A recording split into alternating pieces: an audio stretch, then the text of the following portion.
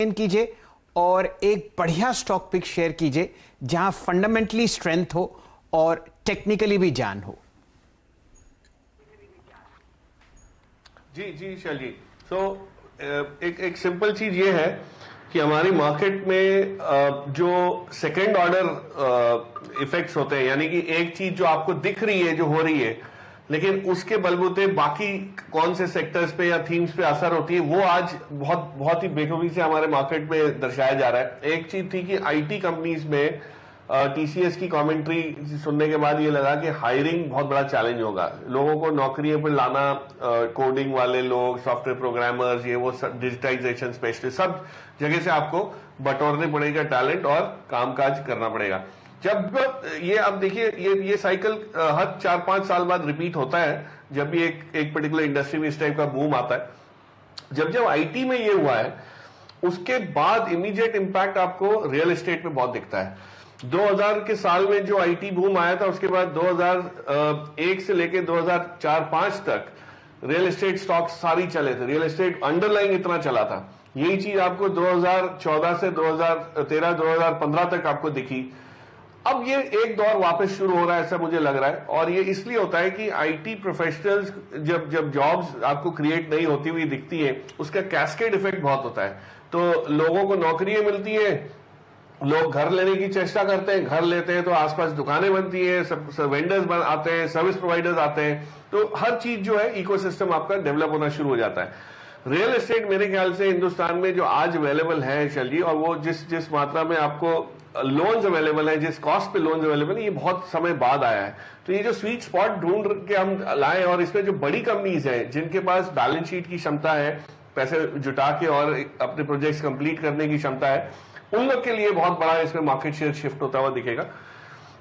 उस लिहाज से इंडिया बुल्स रियल एस्टेट, मैंने पहले भी बताया था, बहुत बढ़िया शेयर है। एम्बेसी ग्रुप के आने के बाद इनको कोई प्राइवेट इक्विटी फंड्स की तरफ से कोई पैसे की कोई शिकन, कोई हिचक नहीं है पैसे इनको देने में, तो वो सारा माहौल आपको उसके लिए फेवरेबल दिख रहा है। लेकिन एक स्टॉक जो मुझे लगता है जहां बहुत डीप वैल्यू है और वहां वैल्यू अनलॉकिंग बाकी है, वो है सेंचुरी टेक्सटाइल्स। अब मैं ये किस लिए इसका नाम ले रहा हूं कि इसके पास जो रियल एस्टेट एसेट्स हैं, वो अभी तक नजर में लोगों की इसलिए नहीं आए क्योंकि इसका कोर एक्टिविटी कई और चीजों में भी रही है। लेकिन सेंचुरी के पास जो बिरला रियल एस्टेट जो है, बिरला फैमिली की जो रियल एस्टेट जो इसमें सारी होल्डिंग कंपनी में जो थी, उसमें अगर आप देखें तो वो बहुत जल्दी आपको उसमें से नए प्रोजेक्ट्स अनाउंस होते हुए दिखेंगे। वो उसको डेवलप करने की पूरी क्षमता रखते हैं, बैलेंस शीट इतनी स्ट्रांग है, पेडिग्री इतनी स्ट्रांग है। तो मुझे लगता है सेंचुरी टेक्सटाइल अगर कोई पेशेंटली रखे, और रियल एस्टेट प्ले के हिसाब से, क्योंकि इनकी जो लैंड बैंक, चाहे वो दिल्ली की साइड नॉर्थ में हो, एनसीआर में, ऑफकोर्स मुंबई और वेस्ट में तो है ही है, तो ये सारे जो पॉकेट्स हैं इसको डेवलप करने में होगा। और इनकी ग्रुप कंपनीज के साथ साथ जो लैंड बैंक का जो सिलसिला है, वो कहीं ना कहीं आपको इसमें मर्ज होता हुआ दिखे, मतलब इसमें उसका तड़का लगते हुए देखेंगे अगले 2-3-4 सालों में। तो सेंचुरी टेक्सटाइल अगर कोई लेना चाहे 2 साल के नजरिए से, तो एक यहां से बहुत बड़ा कंपाउंडर बन सकता है, ये मेरी उम्मीद है रियल एस्टेट के क्षेत्र में से। जी, तो सेंचुरी टेक्सटाइल इस समय एसबीआई लाइफ अपने पियर्स के सामने कैसा खड़ा है और क्या पोजीशन लेने के पक्ष में है? अर्षदा, देखिए पिछले 10 दिन में जिस हिसाब से लाइफ इंश्योरेंस प्लेस में री रेटिंग आई है, इसमें आपको खास फॉरेन इंस्टीट्यूशनल इन्वेस्टर्स की बाइंग की वजह से एक बहुत बड़ी रंगत दिखी। बट मैं समझता हूं कि लाइफ इंश्योरेंस के बिजनेस में एक तो पहली चीज बास्केट लेनी है। एक कोई कंपनी पे निर्भर होकर आप सारे क्षेत्र का फायदा उठाएं, ऐसा मुश्किल होता है। तो चाहे आप एसबीआई ले, एचडीएफसी साथ में ले, आईप्रू ले, और उसके साथ बास्केट अप्रोच रख के करिए। और इनफैक्ट कुछ समय पहले आपको ख्याल हो तो हमने मैक्स फाइनेंशियल की बात की थी, which was one of the cheapest life insurance place. अब हुआ ये कि ये प्रीमियम वैल्यूएशन होने की वजह से इसमें थोड़ा सा टाइम करेक्शन आएगा। और लाइफ इंश्योरेंस का बिजनेस जो है वो तो लंबे समय के लिए है, तो आप आज नहीं, अगर 2 महीने बाद भी लेना चाहें तब भी आपको मिल जाएगा। तो इसमें कोई जल्दबाजी नहीं है, ना कोई ऐसा इवेंट है जिसकी वजह से आपको प्राइस चेज करने की या स्टॉक को चेज करने की चेष्टा करनी चाहिए। तो मेरे हिसाब से थोड़ा रुक जाए। बिजनेसेस लॉन्ग टर्म के लिए बहुत अच्छे हैं, बट जब भी ले डिप्स पे ले और बास्केट अप्रोच रखें। अगर लाख रुपया लगाना है तो 25-25 हजार के 4 नाम ले लीजिए, ताकि आपको आगे चल के कहीं मायूसी ना हो। और तैयारी एटलीस्ट 5 से 7 साल की तो मिनिमम होनी चाहिए, तभी इसमें मजा आएगा। ये कोई 6 महीने 12 महीने वाला गेम है भी नहीं। वैसे हर्षदा जी, मैं आपको HDFC खुद HDFC बैंक, HDFC दोनों ट्विंस पर प्रेशर धीरे धीरे करके बनता हुआ। ये बताइए इस समय क्या आपको लग रहा है कुछ थोड़ा सा स्लाइड देखने को मिलेगा इंडेक्स वाइज, क्या कंफर्ट है या नहीं?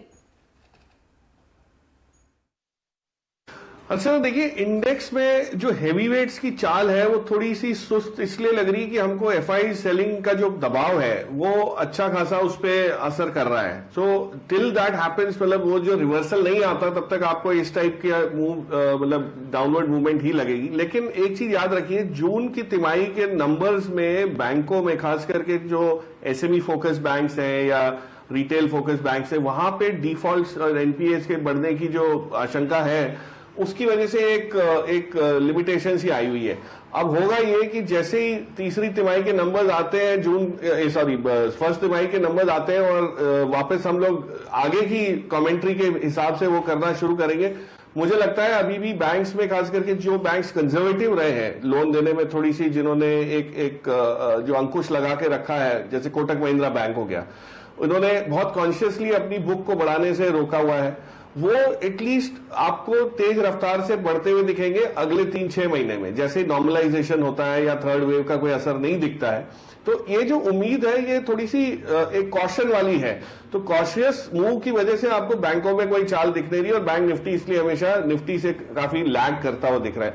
बट ये बहुत समय रह नहीं सकता। आपके पास आईसीआईसीआई और एचडीएफसी बैंक और कोटक बैंक जैसे जो हेवी वेट जब चलने लगेंगे तो वो चीज बैंक निफ्टी में भी आएगी। तो थोड़ा पेशेंस टेस्ट जरूर करेंगे ये इंडिसेस।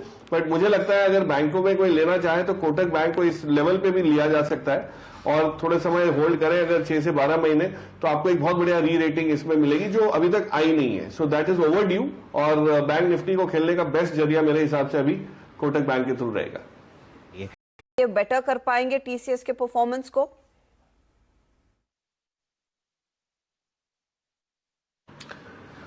अर्षदा, देखिए बहुत सिंपल चीज ये है कि इन्फोसिस में जो नंबर्स आएंगे उसमें उम्मीद ऑलरेडी हमने देखा है काफी ऊपर तक चले गए हम लोग। देखा जो टीसीएस और इन्फोसिस का जो गैप होता है उसमें प्रीमियम इन्फोसिस को मिलता आया है काफी समय से।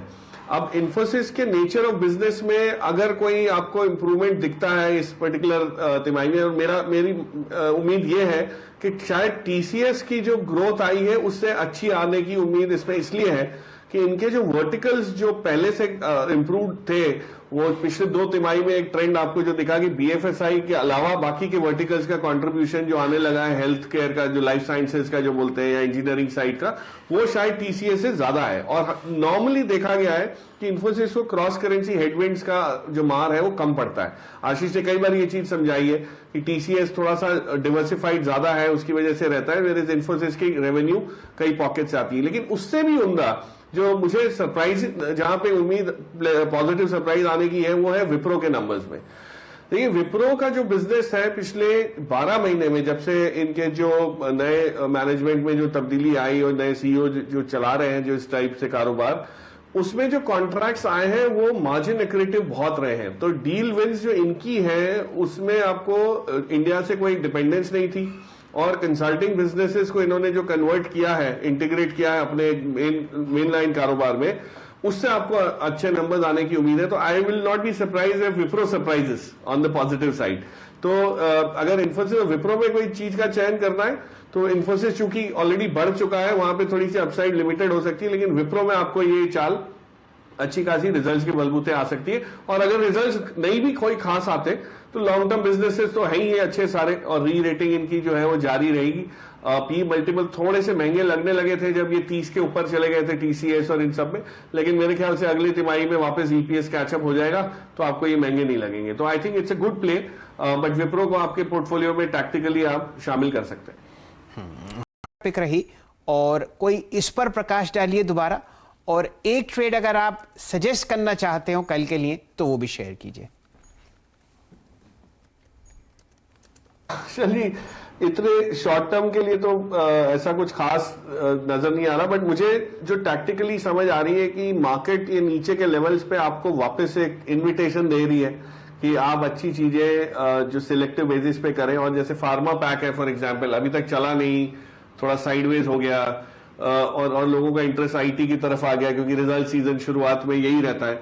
बट कहीं ना कहीं फार्मा में एक री रेटिंग जो स्टॉक्स की चल रही थी, और उसमें खास करके डॉक्टर रेड्डीज को आप देखिए, सेटअप बहुत प्रॉमिसिंग लग रहा है फॉर 2 रीजंस। एक तो जो ग्लोबल पैंडेमिक के बाद के जो असर है, लोग बहुत कॉशियस होते जा रहे हैं।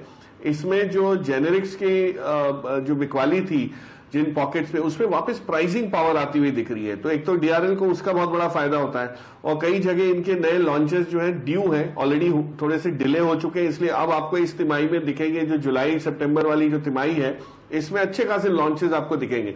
तो उसकी तैयारी में, उसकी एंटिसिपेशन में मुझे लगता है लॉन्ग ओनली फंड्स में आपको इसमें बाइंग काफी दिख सकती है। और जो ओवरऑल रीबैलेंसिंग का एक वो है अंदेशा मिल रहा है कि रीबैलेंसिंग बहुत जल्द होगी, पता नहीं इस महीने के एंड में होती है या फर्स्ट वीक ऑफ अगस्त में होती है। बट जैसे ही रीबैलेंसिंग होगी, ये जो स्टॉक्स हैं जहां पे फ्री फ्लोट अच्छा खासा है और वो जो चले नहीं है, वहां पे आपको एक रीबैलेंसिंग के बलबूते थोड़ा सा वहां भी एक अपसाइड आपको दिखेगा।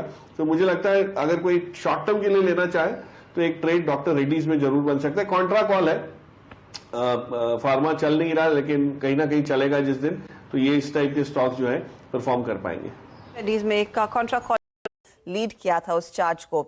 आज आपका रवैया क्या रहेगा मार्केट्स में, और क्योंकि हम फिर से 15,800 to 900 की रेंज में आ रहे हैं निफ्टी के लिए, किस तरह के आइडियाज पर ज्यादा फोकस किया जाए? Good morning Archita.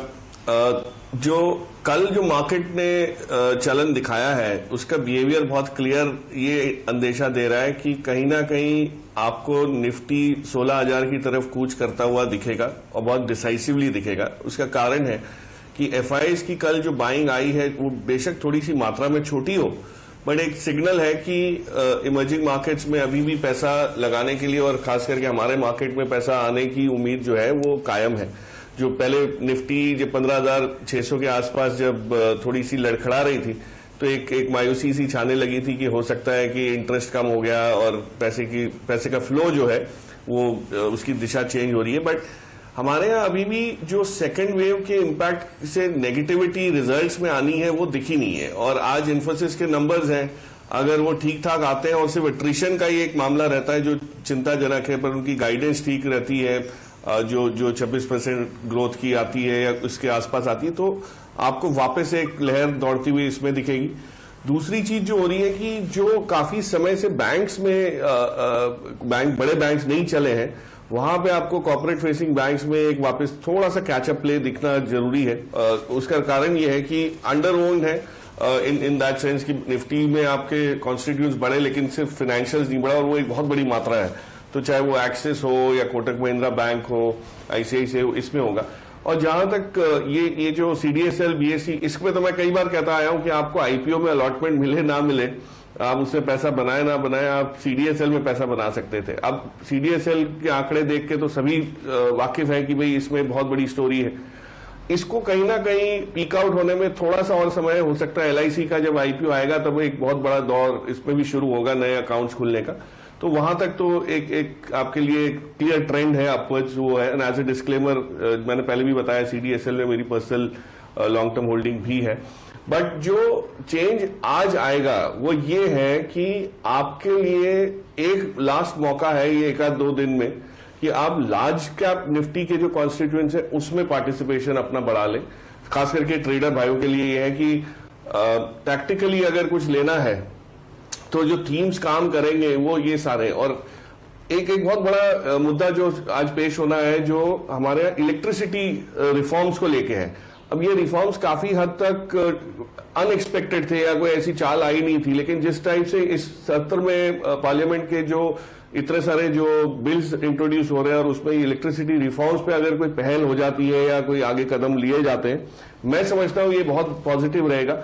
Maharashtra state ने भी जो रिन्यूएबल्स पे फोकस करना, इलेक्ट्रिक व्हीकल्स पॉलिसी का जो अनाउंसमेंट किया है, वो भी एक बहुत पॉजिटिव मूव है।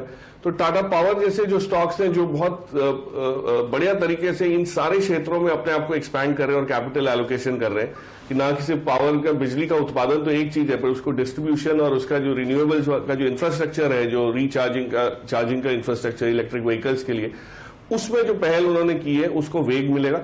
तो आई थिंक टाटा पावर एक वापस एक डंके की चोट पे बोल रहा हूं कि इसको इस स्टेज पे आप अगर इग्नोर करेंगे तो फिर आपको ये बहुत महंगे भाव पे लेना पड़ेगा, क्योंकि लॉन्ग टर्म स्टोरी इसकी काफी लंबी है।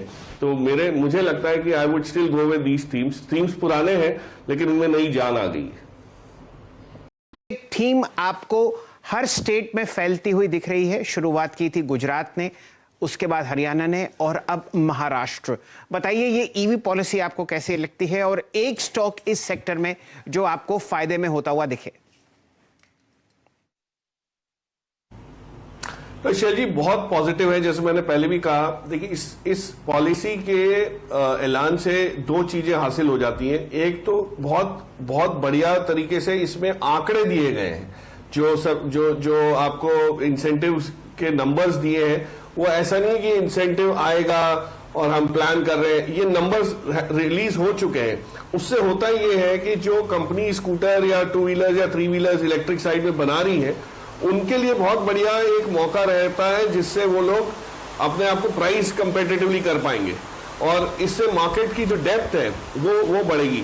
अब जैसे ग्रीव्स कॉटन का आपने नाम लिया, ग्रीव्स कॉटन में ऑलरेडी प्रोडक्ट है, एक्सेप्टेड है, पायलट हो चुका है, लेकिन प्राइसिंग अभी तक इतनी अफोर्डेबल नहीं हुई है जिस वजह से इसका थोड़ा सा लोग चयन नहीं कर पा रहे।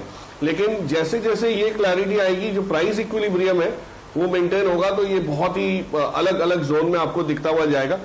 अगर कोई कंपनी इसकी वजह से लेनी है या जो तेज रफ्तार पकड़ेगी जिसके कारोबार में, वो मैं वापस कह रहा हूं वो टाटा पावर। टाटा पावर ने बाय द वे एक चार्जिंग स्टेशन पायलट किया है इन्होंने गुजरात के केवड़िया कॉलोनी में, और वो इसलिए किया कि वो इतनी दूर नहीं है कोई भी बड़े सेंटर से कि आप रास्ते में अटक जाओ। वो चार्जिंग पॉइंट बहुत स्ट्रेटेजिकली काम आ रहा है। तो मेरे हिसाब से अगर वो सक्सेसफुल रहता है और ये महाराष्ट्र में भी रेप्लिकेट कर पाएंगे जो चार्जिंग स्टेशंस की बात की है पॉलिसी में, तो आपको वहां भी एक बहुत बड़ा फायदा होगा। और टाटा समूह की कई कंपनी जिसमें इन्वॉल्व है तो उनके पास सपोर्ट बहुत है, चाहे वो टाटा टेक्नोलॉजी से आ रहा हो या टाटा केमिकल से टेक्नोलॉजी आ रही हो, बैटरी की साइड से कोई भी हो। पर ये मुझे लगता है बहुत बड़ा एक नया एरिया खुलेगा हमारे मार्केट के लिए और खास करके इन बड़ी कंपनियों के लिए जिन्होंने काफी समय से पैसे लगाए हुए हैं इस क्षेत्र में पहल करने के लिए। बेस्ट पिक टाटा पावर ही रहेगा इस स्पेस में।